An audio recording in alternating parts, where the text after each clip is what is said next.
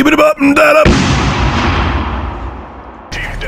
What's going on, ladies and gentlemen? This is Rich of Review Tech USA, and oh, just barf all over me. Oh, all over my chest and my face. Oh, yeah.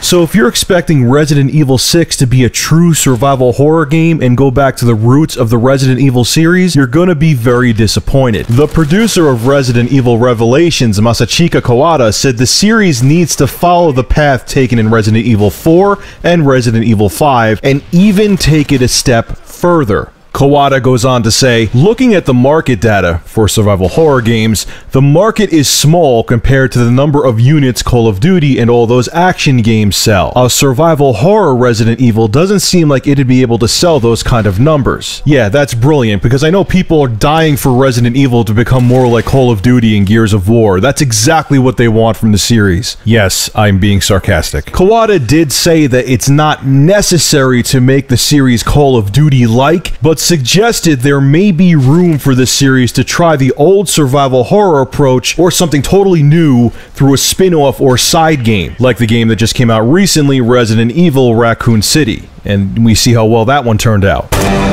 Shit. Resident Evil Operation Raccoon City is shit. Amen, brother. This is why Japanese developers are getting their asses handed to them right now. People don't go to Resident Evil and other big Japanese franchises to get clones of American games. I understand these developers from Japan are trying to get a piece of the American pie because games like Call of Duty sell like crazy. You could hate it or not hate it, but the game sells and they want to make those profits. But what companies like Capcom and Square don't realize is that they're successful because of these great franchises and what they brought to the table. If you take a game series like Resident Evil and get rid of all of the survival horror elements, it's gonna kill the game and make it generic.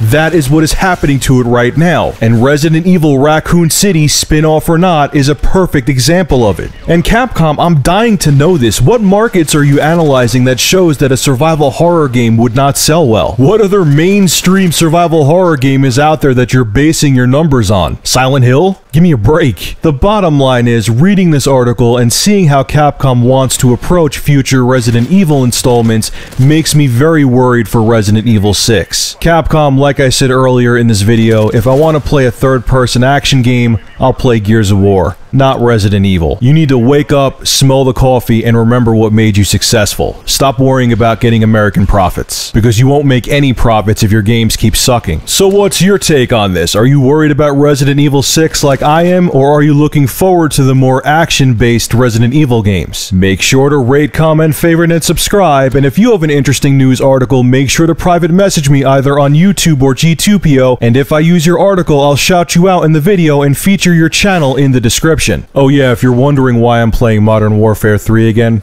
I have a surprise coming in April. It's gonna be epic. Stay tuned.